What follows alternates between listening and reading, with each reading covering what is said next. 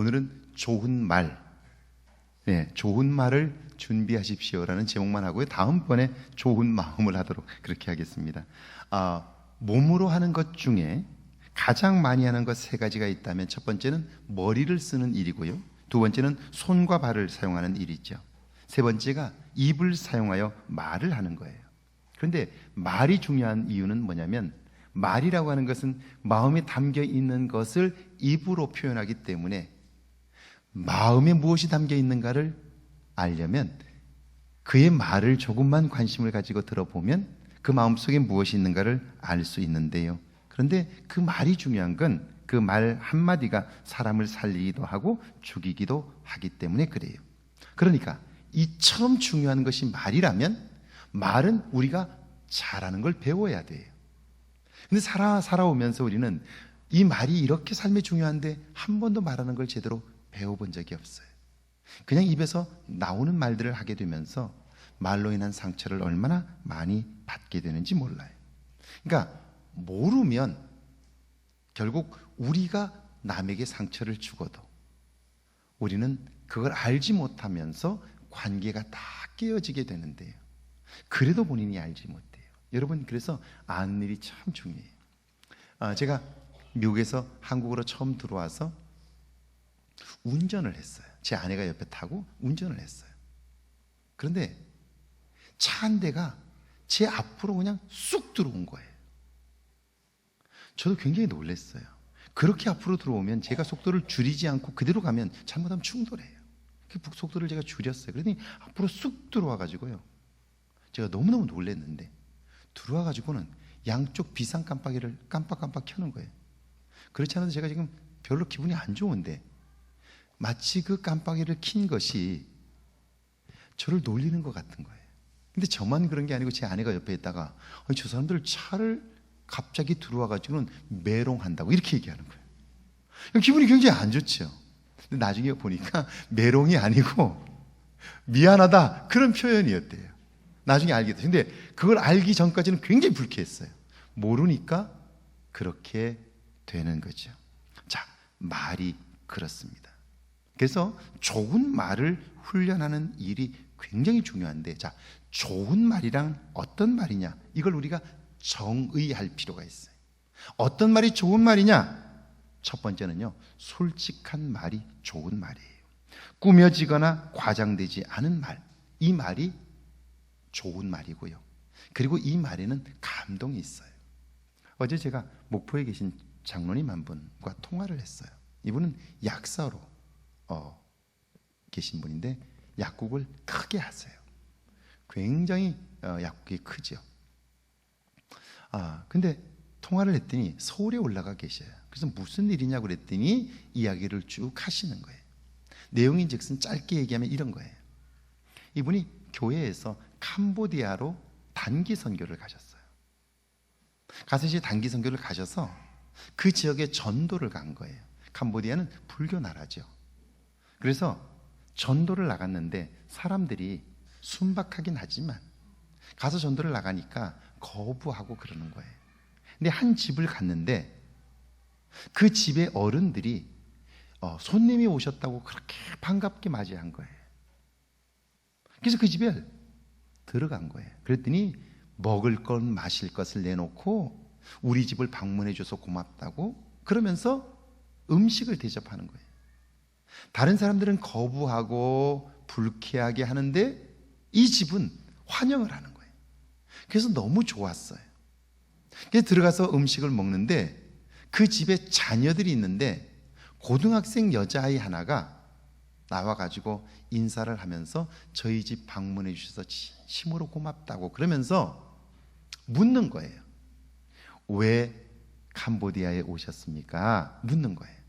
그러니까 이제 장로님과 그 팀들이 우리가 여러분들을 돕기 위해서 왔다고 그러면서 약도 갖다 주고 뭐 돋보기도 갖다 주고 치료도 해주고 이런 일들을 한다고 이야기를 했더니 그 학생이 진심으로 고맙다고, 정말 꾸밈없이 고맙다고 이야기하면서 저도 나중에 그렇게 살고 싶다고 이야기를 한 거예요.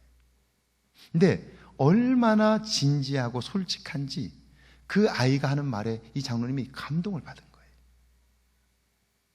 그래서 장로님이 물어봤어요. 너 뭐 하고 싶은데? 뭐 해서 다른 사람을 도우며 살고 싶으냐? 그랬더니 간호사가 되고 싶다는 거예요. 그러면 캄보디아에서 너 간호대학을 갈 수 있느냐? 그랬더니 캄보디아에서 간호대학을 가기 어렵대. 그럼 어떻게 너 간호사가 될 수 있냐? 그랬더니 그냥 자기는 간호사가 되어서 다른 사람을 돕고 싶다고 그래요.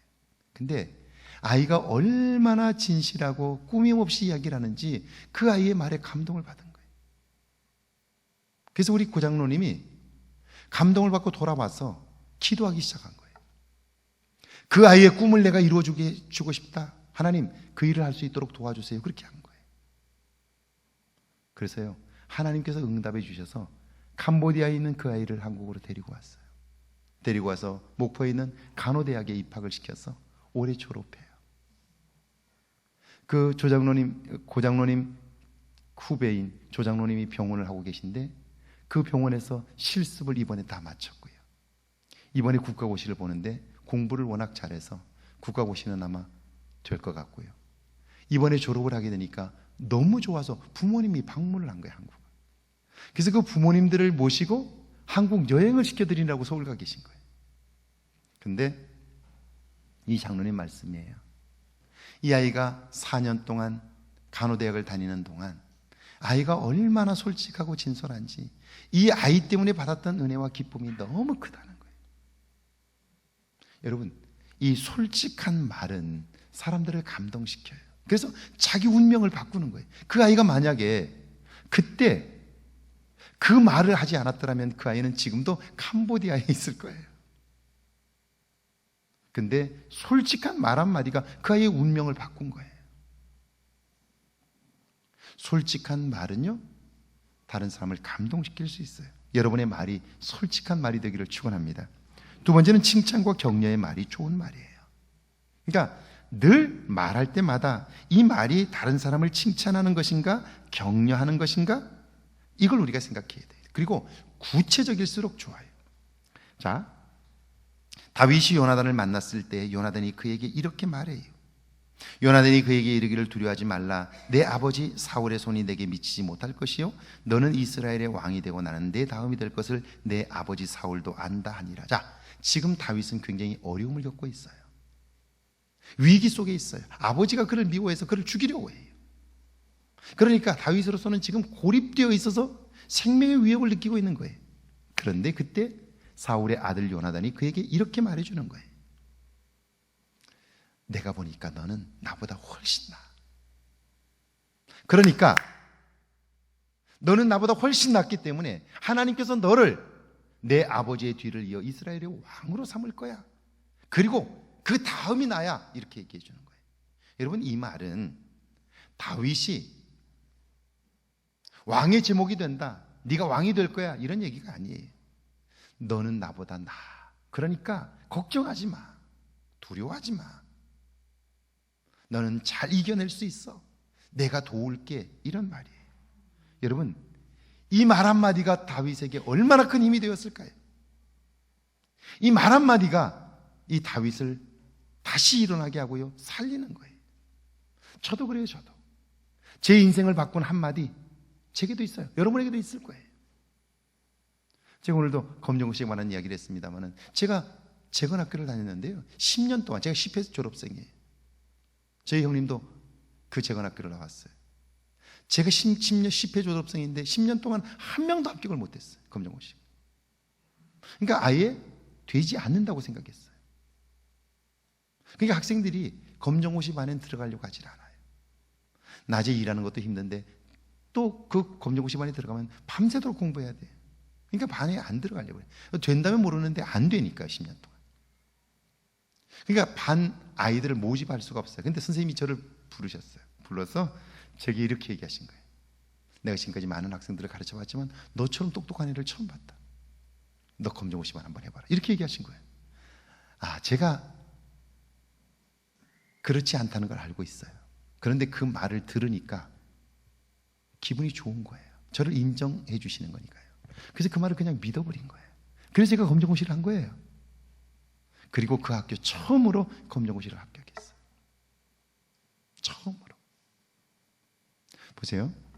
그 말 한마디가 사람을 이렇게 살리는 거예요. 칭찬과 격려가 좋은 말이에요. 자, 솔직한 말이 좋은 말이고요. 칭찬과 격려가 좋은 말이고 구체적일수록 좋아요.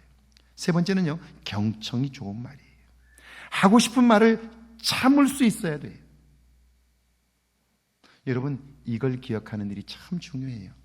손흥민 선수 여러분 아시나요? 혹시 손흥민이라고 아세요? 손흥민이라고 아세요? 어떻게 아세요?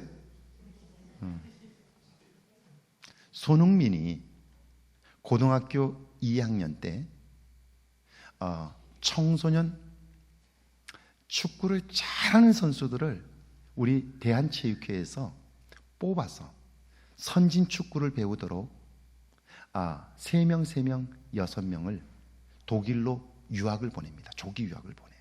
처음 가는 거예요. 근데 그때 같이 갔던 한 친구가 있어요. 그 이름이 이강이라고 하는 친구예요. 그러니까 손흥민은 원래 두각을 처음부터 나타냈던 친구는 아니고 나중에 두각을 나타냈어요. 그러니까 이강이라는 친구가 그 당시는 훨씬 더 잘했어요. 6명을 뽑아가지고 독일로 유학을 보냈어요. 보냈는데, 그러니까 이제 독일에 가서 이 아이들이 독일 축구를 배우러 거기서 이제 생활을 하게 되니까 외롭고 힘들잖아요. 그러니까 6명이 똘똘 뭉쳐가지고 같이 지내는데, 이강이라고 하는 아이가 손흥민을 보니까 손흥민이 자기 다른 5명과 아주 탁월하게 구별되는 게 하나 있어요. 그게 뭐냐면 이강은 이렇게 얘기를 해요. 자기는 그때 독일 유학을 가서 손흥민이하고 같이 생활을 해보고 나서 손흥민은 나중에 크게 될 것이다 라고 하는 걸 알았대요. 그래서 뭘 보고 알았느냐 그랬더니 여러 가지가 있지만 그 중에 하나를 딱 꼽으라면 손흥민이는 다른 5명과 달랐대요. 뭐가 달랐냐 그랬더니 손흥민이는 독일에 유학을 가서 생활하는 동안 자기가 원하는 것을 한 것이 아니라, 자기가 하고 싶은 걸 하는 것이 아니라 축구 선수로서 필요한 것만 했다는 거예요. 다른 5명은 외롭고 힘드니까 자기가 하고 싶은 걸 하는 거예요. 그런데 손흥민이는 자기가 하고 싶은 걸 하는 게 아니라 자기가 축구 선수로서 필요한 것을 악착같이 끝까지 했다는 거예요. 이게 다른 거예요. 우리는 하고 싶은 걸 하려고 그래요. 말도 내가 하고 싶은 걸 하려고 그래요. 그런데 남의 말을 듣는 게 더 중요해요. 제가 찬호를 만나가지고 이런저런 깊은 얘기를 했어요. 그리고 찬호가 대단하다. 메이저리그로서 성공할 수 있겠다. 성공한 사람은 다르다라고 느꼈던 것 중에 하나가 뭐냐면요. 찬호가 제게 이렇게 얘기를 해요. 목사님, 야구를 하고 나면 야구가 길잖아요. 보통 3시간, 4시간씩, 5시간씩 하거든요. 5시간 동안 긴장감을 가지고 운동을 해야 돼요. 그러니까 4시간, 5시간 운동을 하고 나면 목이 갈증이 나가지고 견딜 수가 없어요. 그러니까 경기가 끝나고 나면 긴장감이 풀어지니까요. 그러니까 시원한 맥주 한 잔이 생각이 난대요. 시원한 맥주 한 잔이 꼭 생각난대요. 그런데 맥주 한 잔을 마시면 또다시 한 잔이 생각이 나고요. 그뿐 아니라 한 잔, 2잔을 먹고 나면 그 다음날 아침에 몸이 깨어나질 않는데, 먹지 않았을 때와 한 잔이라도 먹고 나면 그 다음날에 자기가 느낄 정도로 몸이 다르대요. 반응하는 게. 그래서 그렇게 목이 타고 맥주 한 잔을 마시고 싶어도 그 한 잔을 마시지 않았다 하는 거예요. 대단하지 않아요? 이게 그로 하여금 큰 선수가 되게 한 거예요. 경청이 이런 거예요. 경청이 좋은 말인데요, 내가 하고 싶은 말을 참을 수 있을 때 결국 좋은 말이 되는 거예요. 남의 얘기를 들을 수 있기 때문이에요. 여러분에게 이런 은혜가 있기를 주의 이름으로 축원합니다. 그래서 하나님이 기뻐하신 솔로몬의 간구가 뭐였냐면요, 듣는 마음을 종에게 주사. 할렐루야. 들으려고 했던 거예요. 그러니까 경청이 좋은 말이에요. 네 번째는요, 재능이나 실력이 아니라 태도나 품성을 이야기하는 것이 좋은 거예요. 실력 있다, 재주가 있네, 능력이 있네, 이런 말은 좋은 말이 아니에요. 왜? 그 사람을 교만하게 만들기 때문이에요.